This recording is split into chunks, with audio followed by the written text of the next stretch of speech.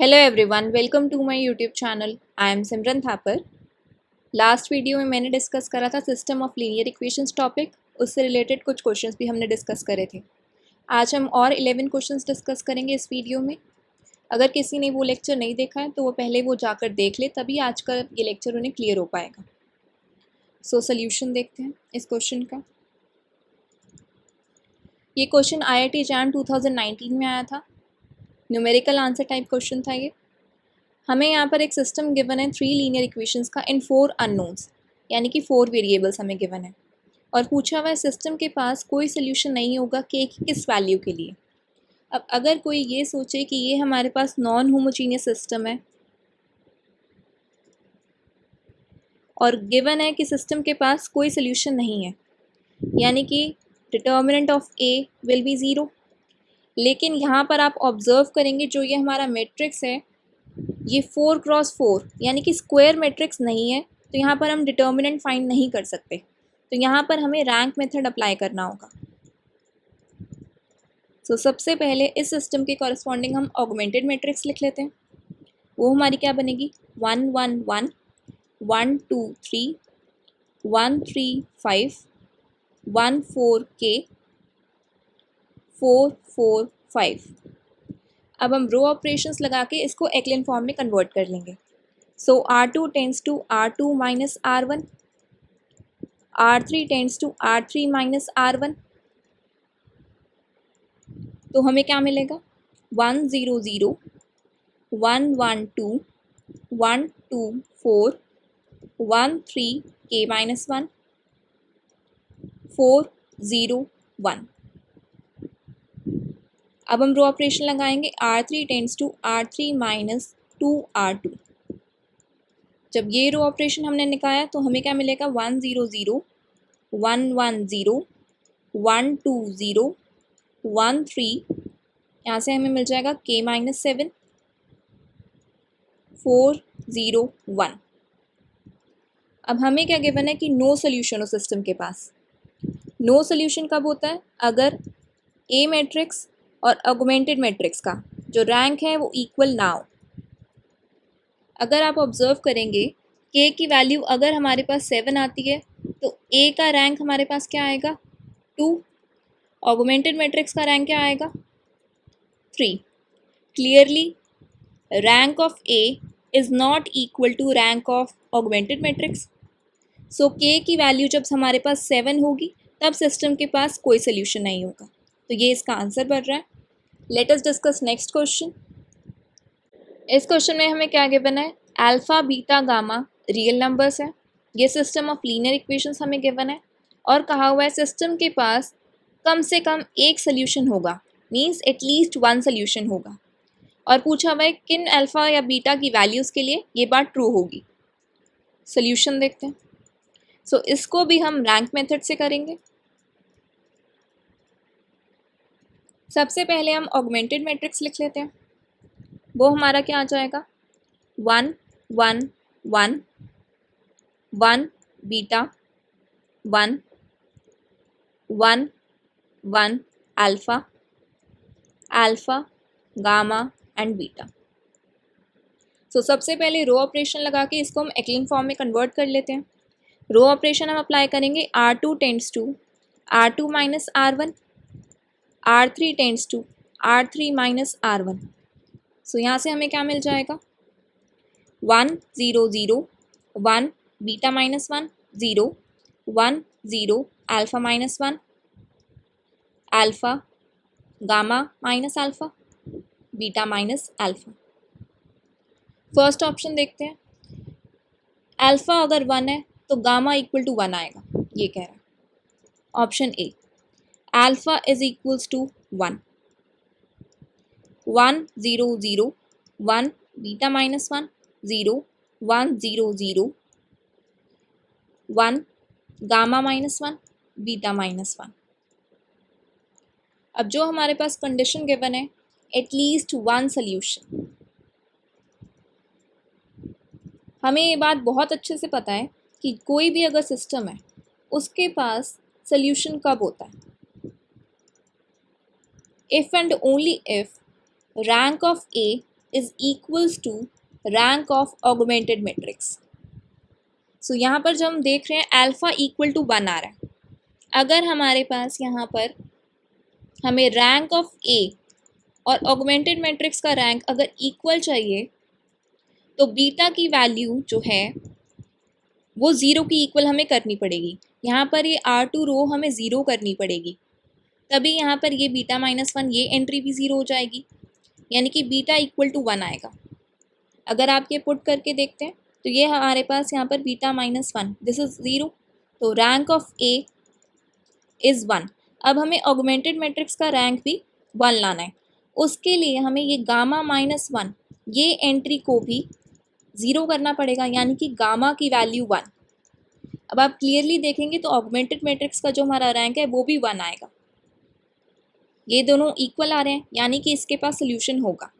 So option A correct आ रहा है कि अगर अल्फ़ा की वैल्यू 1 है तो गामा की वैल्यू 1 आएगी।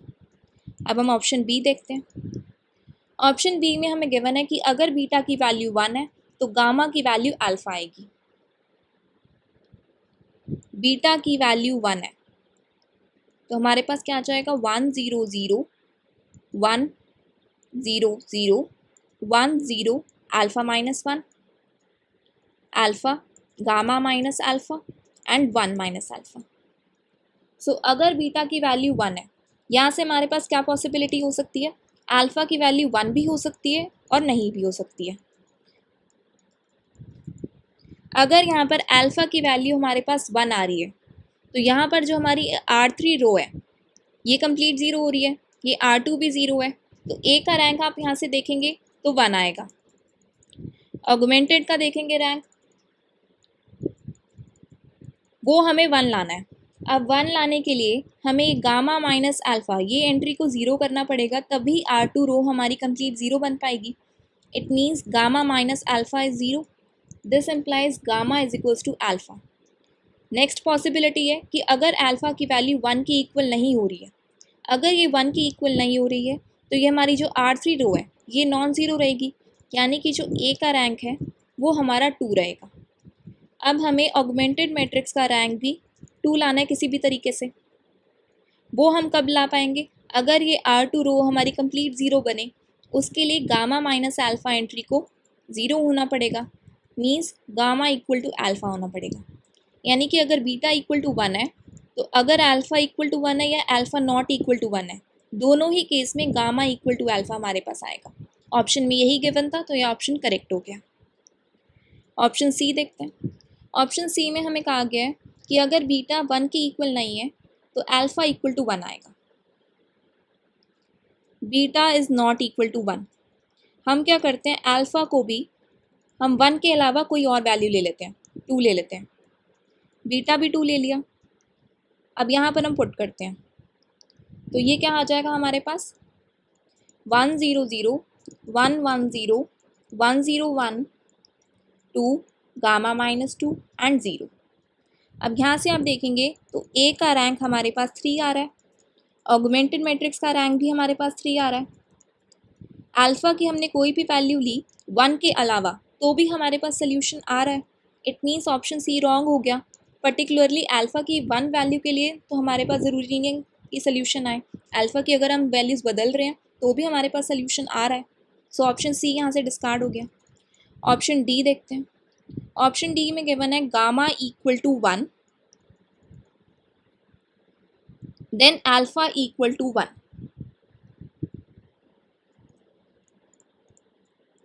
ये हमें चेक करना है। फिर से हम क्या करते हैं, गामा की वैल्यू 1 पुट कर देते हैं। So 1 0 0 1 beta -1 0 1 0 alpha -1 alpha 1 minus alpha and beta minus alpha. अब मुझे क्या चाहिए, rank of A should be equal to rank of augmented matrix, तभी सिस्टम के पास सोल्यूशन होगा। अगर यहाँ पर हम देखें जो R2 में बीटा -1 एंट्री है, if beta is not equal to 1 then rank of A will be 3। 3 non zero rows आ रही है हमारे पास और ऑगमेंटेड मैट्रिक्स का रैंक भी 3 आ रहा है, यानी कि alpha can take any value, कोई भी वैल्यू अल्फ़ा ले सकता है, तब भी हमारे पास सोल्यूशन आ रहा है। ज़रूरी नहीं है कि अल्फ़ा की वैल्यू 1 ही हो तभी हमारे पास सोल्यूशन आए। सो ऑप्शन डी भी यहाँ से डिस्कार्ड हो गया। So answer for this question are options A and option B. Let us discuss next question. So इस क्वेश्चन में हमें क्या गिवन है, एक मैट्रिक्स गिवन है M, alpha beta gamma is equals to 1, ये कंडीशन गिवन है। Alpha beta gamma belongs to real numbers, और x1 x2 x3 ये कॉलम वेक्टर हमें गिवन है जो आर क्यूब को बिलोंग कर रहा है। mx equal to 0 has infinitely many solutions if trace m is equals to, ये हमें बताना है। सो क्लियरली हमें गिवन है कि ये होमोजीनियस सिस्टम है, यहाँ पर b 0 है। अगर उसके पास इनफाइनाइटली मेनी सोल्यूशंस हैं तो जो मैट्रिक्स का डिटर्मिनेंट है वो हमारा 0 के इक्वल होता है।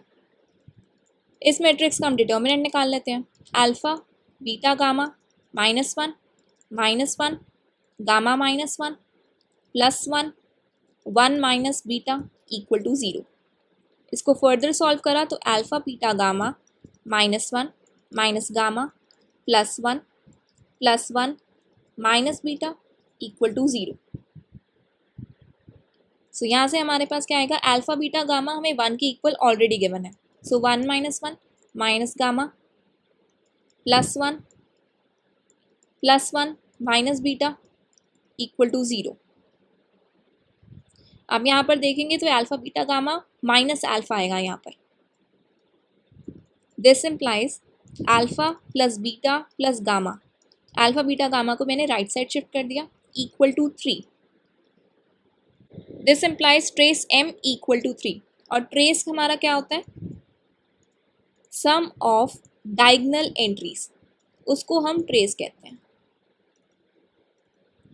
सो जब हमारा ट्रेस 3 होगा तब इस सिस्टम के पास इनफाइनाइटली मेनी सॉल्यूशंस होंगे। So this is our answer. Let us discuss next question. इस क्वेश्चन में हमें क्या गिवन है, system of linear equations given है, और पूछा हुआ है सिस्टम इनकंसिस्टेंट होगा b1 b2 b3 की किन वैल्यूज के लिए। सिस्टम इज इनकंसिस्टेंट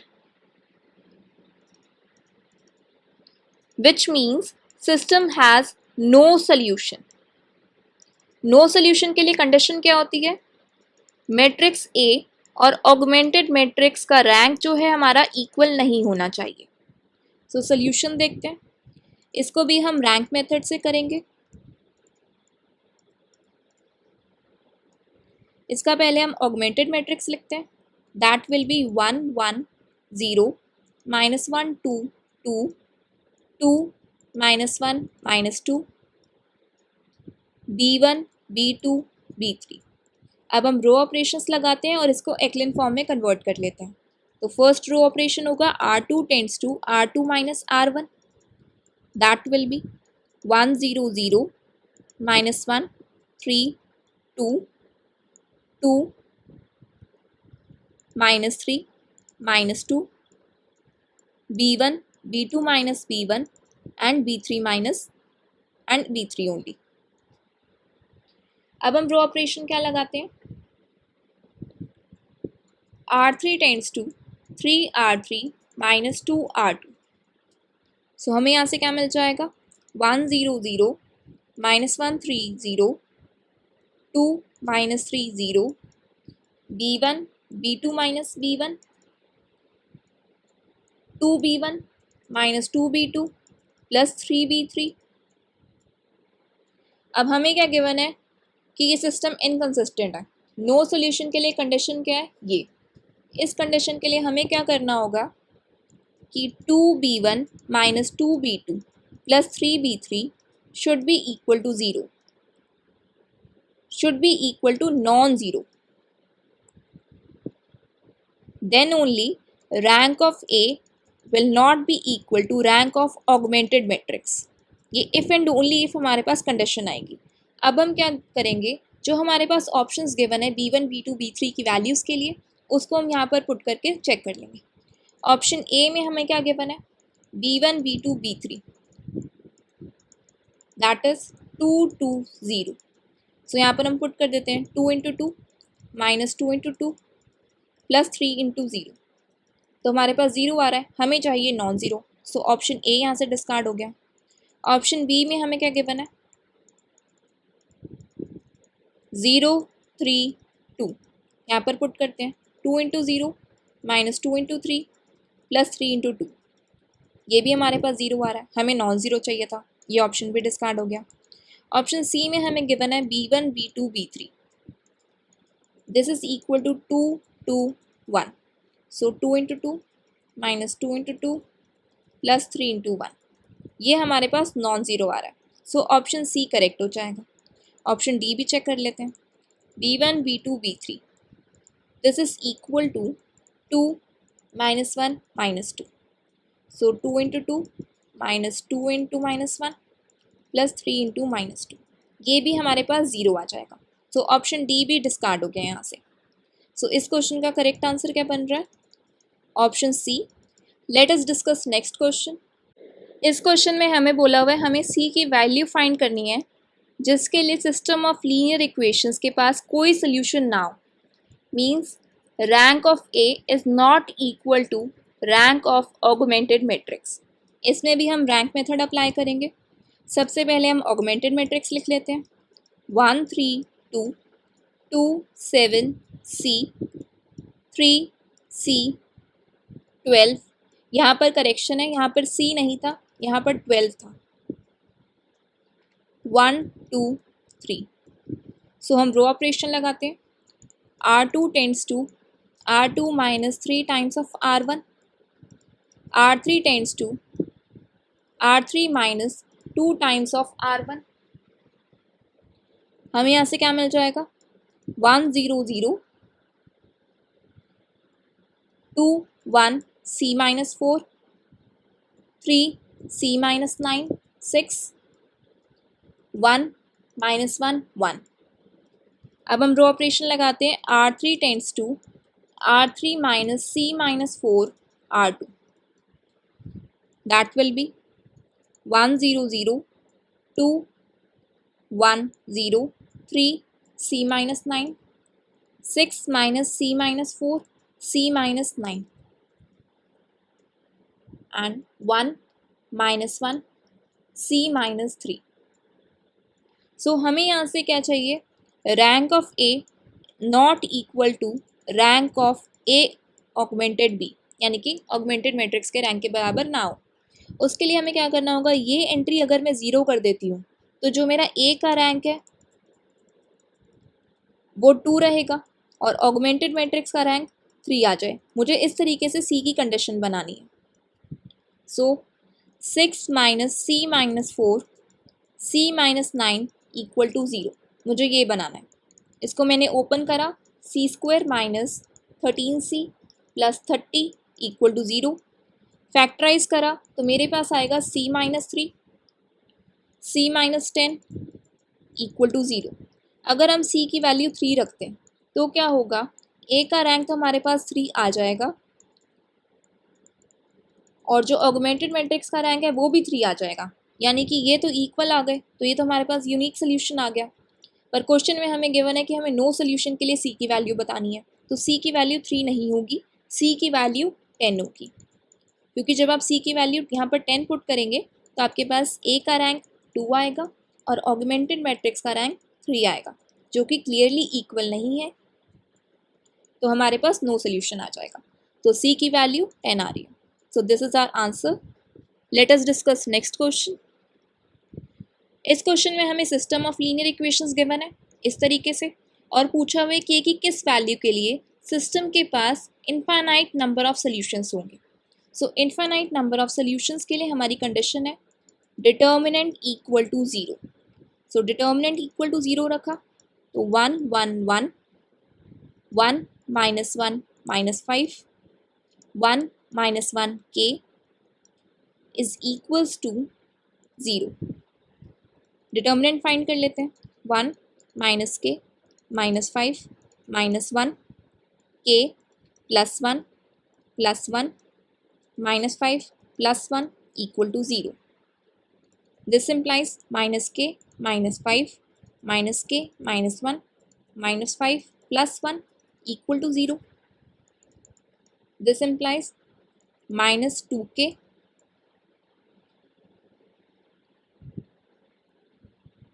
ये -4 आ जाएगा और ये -1, -5 और -5, -10 equal to 0. This implies k is equals to -5. So k जब हमारे पास -5 होगा तो गिवन सिस्टम के पास इनफाइनाइटली मेनी सोल्यूशंस होंगे. हमने ऑप्शन जाके चेक करा तो यहाँ से करेक्ट आ रहा है हमारा option A. Let us discuss next question. So इस क्वेश्चन में हमें ए और बी ये मैट्रिक्स गिवन है. System A X equal to B over the real numbers.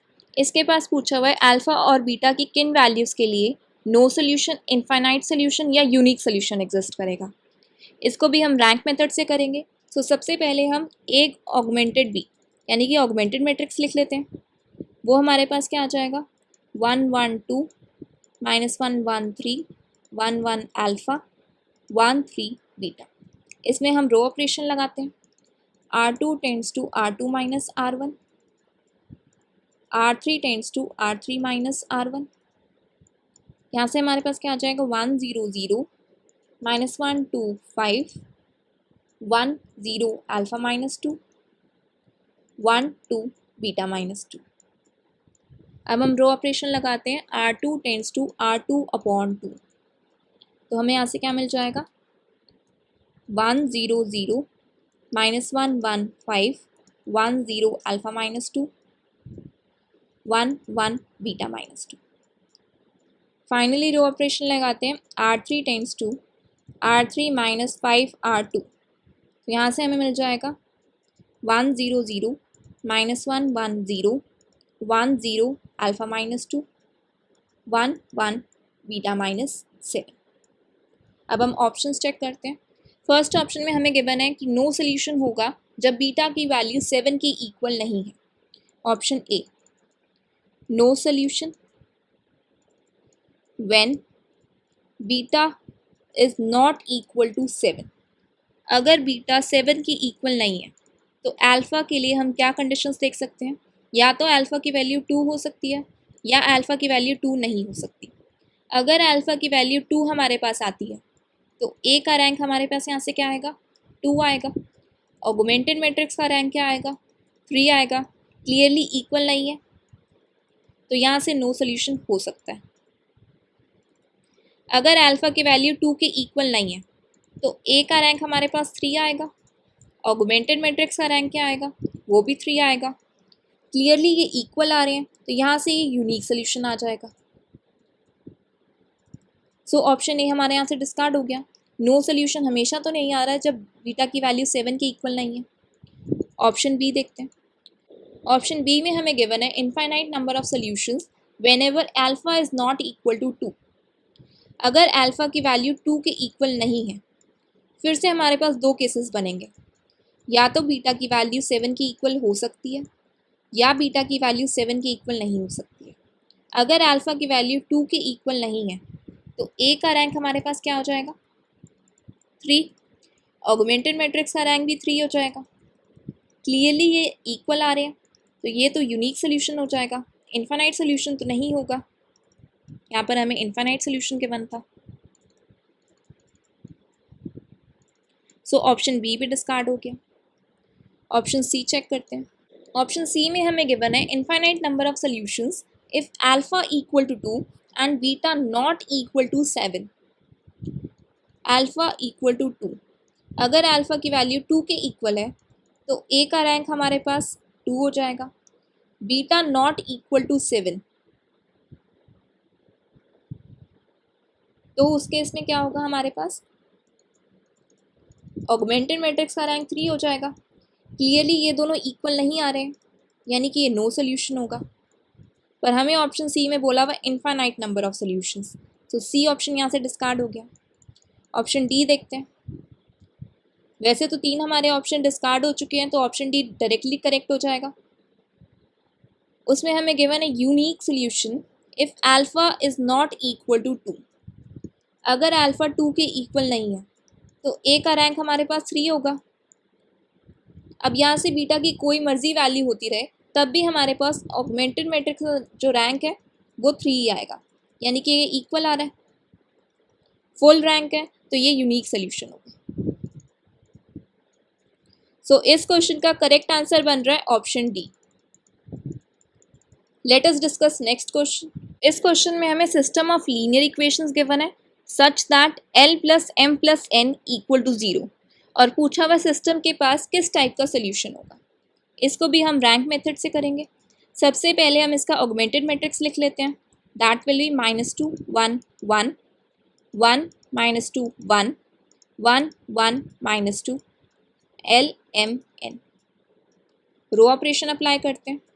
R2 tends to 2R2 plus R1, R3 tends to 2R3 plus R1। तो इससे हमें क्या मिल जाएगा, -2 0 0 1 -3 3 1 3 -3 L 2M plus L 2N plus L। Finally हम row operation क्या लगाएंगे, R3 tends to R3 plus R2, that will be -2 0 0 1 -3 0 1 3 0 L 2M plus L। यहाँ से हमें क्या मिलेगा, 2L plus 2M plus 2N, 2 common ले ले तो L plus M plus N। L plus M plus N हमें 0 के इक्वल गिवन था, तो ये एंट्री हमारी 0 बन जाएगी। अब हमें टाइप ऑफ सोल्यूशन चेक करना है। आप यहाँ से क्लियरली देख सकते हैं ए का जो हमारा रैंक है वो भी 2 बन रहा है, ऑगमेंटेड मैट्रिक्स का जो रैंक है वो भी 2 बन रहा है। This implies rank of A is equals to rank of augmented matrix which is 2 which is less than 3। Number of variable से छोटा आ रहा है। सो इस सिस्टम के पास इनफाइनाइटली मेनी सॉल्यूशंस होंगे।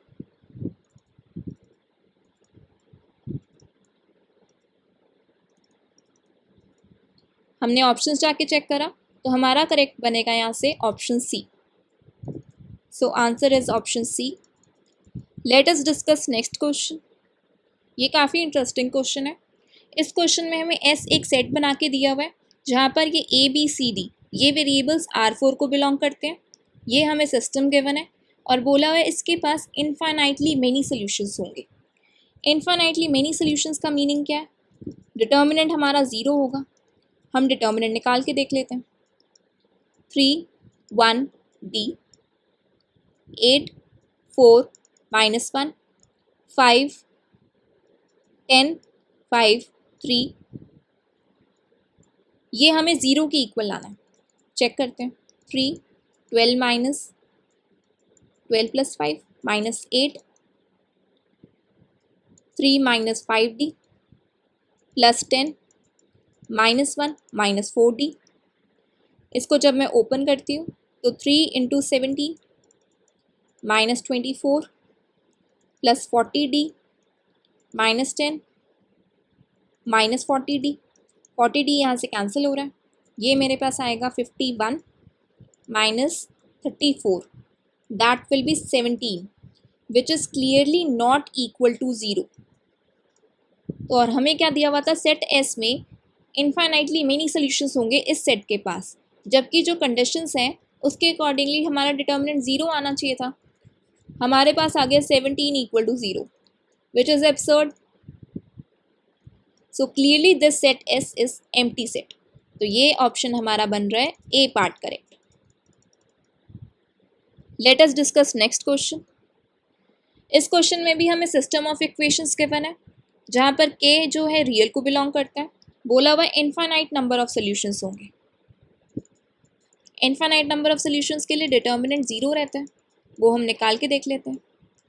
1 2 1 1 3 2 -1 +1 -1 -k equal to 0. This implies 1 -3k +2 -1 -2k +1 +1 4 -3 equal to 0. इसको जब हम सॉल्व कर रहे हैं तो -3k +2 +2k -1 +1 equal to 0. So -k +2 equal to 0. This implies k is equals to 2. Options जाके हमने चेक करा तो ऑप्शन सी यहाँ से हमारा करेक्ट बन रहा है. So answer is option C. Let us discuss next question. इस वीडियो का लास्ट क्वेश्चन है. यहाँ पर हमें मैट्रिक्स M गिवन है, B1 गिवन है, B2 गिवन है और MX equal to B1, MX equal to B2 और MX equal to B1 minus B2. इन तीनों सिस्टम्स के बारे में पूछा हुआ है कि ये कंसिस्टेंट होंगे या इनकंसिस्टेंट होंगे. सो सोल्यूशन देखते हैं. इसको हम रैंक मेथड से करेंगे और हम तीनों का ही रैंक एक साथ फाइंड कर सकते हैं. वो क्या करेंगे, M is to B1 is to B2. इस तरीके का हम ये ऑगमेंटेड मैट्रिक्स बना लेंगे. यहाँ पर B1 माइनस B2 भी आएगा. ये वैल्यूज़ हम लिख लेते हैं. सो 2 0 0 1 0 1 0 1 3 0 1 1 2 माइनस 1 0 0 0 3 4 1 माइनस 2 4 4 1. अब B1 आएगा. 5 1 1 4 B2 आएगा. 5 1 3 3 B1 minus B2 that will B 0 0 minus 2 1. अब हम रो ऑपरेशंस लगाते हैं. फर्स्ट रो ऑपरेशन हम क्या लगाएंगे, R4 tends to 2R4 minus R1.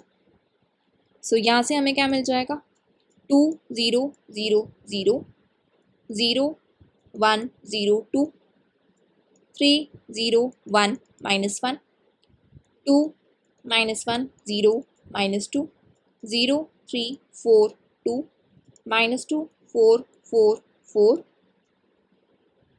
5 1 1 3 5 1 3 1 0 0 minus 2 2.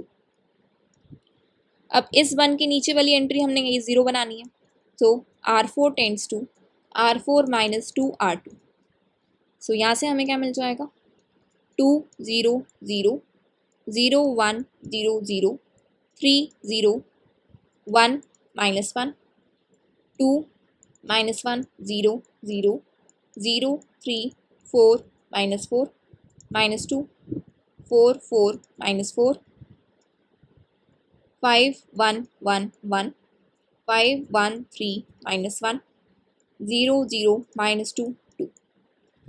Finally operation क्या लगाएंगे, R4 tends to R4 plus R3 that will be 2 0 0 0 0 1 0 0 3 0 1 0 2 minus 1 0 0 0 3 4 0 minus 2 4 4 0 5 1 1 2 5 1 3 2 0 0 minus 2 0.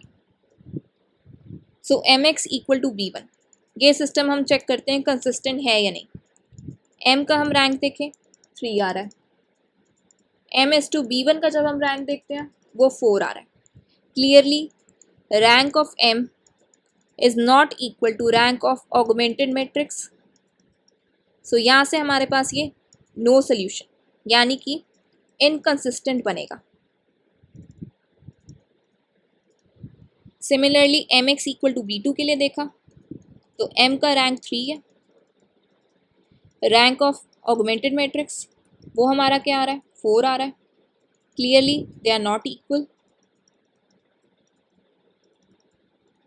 So system is inconsistent.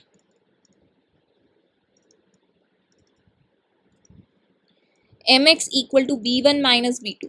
इस सिस्टम के लिए हमने देखा तो M का रैंक हमारे पास 3 है और इस ऑगमेंटेड मैट्रिक्स का देखा तो वो हमारे पास आ रहा है 3. Clearly they are equal.